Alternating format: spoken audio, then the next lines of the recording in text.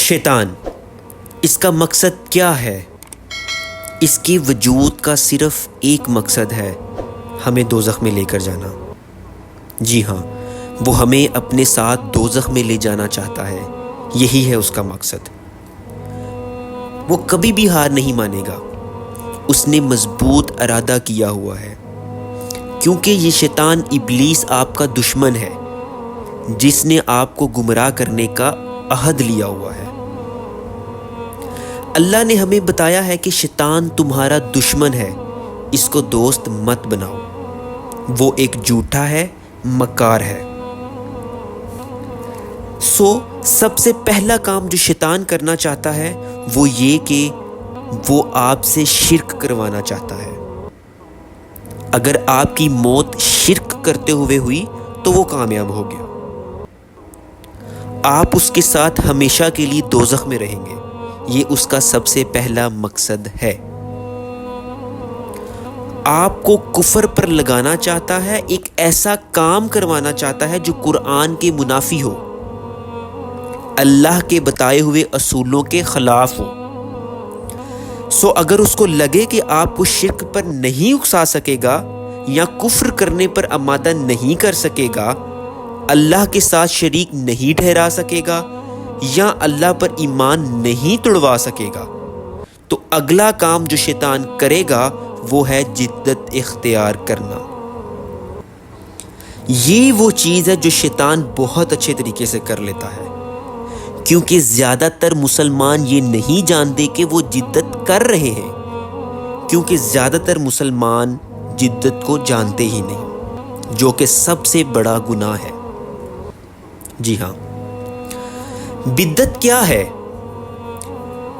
کچھ ایسا کرنا یا ایسی چیز پر یقین رکھنا جو کہ اسلام کے مطابق رکھتی ہو یا کہ اسلام کے مطابق دکھتی ہو، یہاں تک کہ وہ ثابت نہ ہو، وہ قرآن کی کسی آیت سے بھی ثابت نہ ہو، اور نہ ہی آپ صلی اللہ علیہ وآلہ وسلم کی احادیث سے یا صحابہ اکرام رضی اللہ تعالیٰ عنہم سے ثابت ہو۔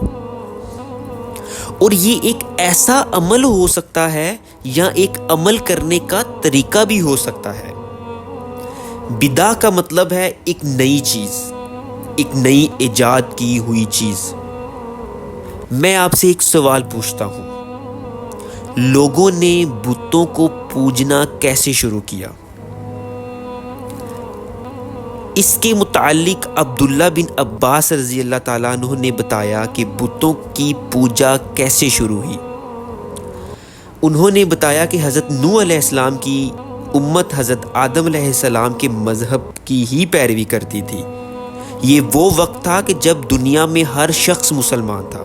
ہاں، تب لوگ گناہ کرتے تھے، نافرمانی بھی کرتے تھے، لیکن کوئی بھی شرک نہیں کر رہا تھا، کوئی بھی بتوں کی پوجا نہیں کرتا تھا، وہ سب صرف ایک اللہ کی عبادت کرتے تھے۔ اس زمانے میں 4 معزز شخص تھے، یہ 4 شخص اس دنیا سے باری باری کر کے رخصت کر گئے۔ وہ لوگ ان سے بہت پیار کرتے تھے، ان کے بعد ان کے پاس اب کوئی ان کا رہبر نہیں رہا، وہ بہت پریشان ہوئے۔ یہ وہ وقت تھا جس کا شیطان کو بے صبری سے انتظار تھا۔ تب اس کو اندازہ ہوا کہ ان لوگوں کو بھٹکانے کا یہ سب سے اچھا موقع ہے، وہ ان لوگوں کے پاس آیا۔ اس نے لوگوں کو بتایا کہ آپ لوگ ان معزز اشخاص کے مجسمے کیوں نہیں بنا لیتے یا ان کی تصاویر کیوں نہیں چھپوا لیتے اور پھر انہیں اپنے گھروں میں لٹکاؤ۔ جب تم ان کو دیکھو گے تو اللہ کو زیادہ یاد کرو گے۔ تو شیطان وہ کام کرنا سکھا رہا ہے جس سے لوگ اللہ کو زیادہ یاد رکھ سکیں گے، اللہ کا ذکر کرنے میں وہ لوگوں کی مدد کر رہا ہے۔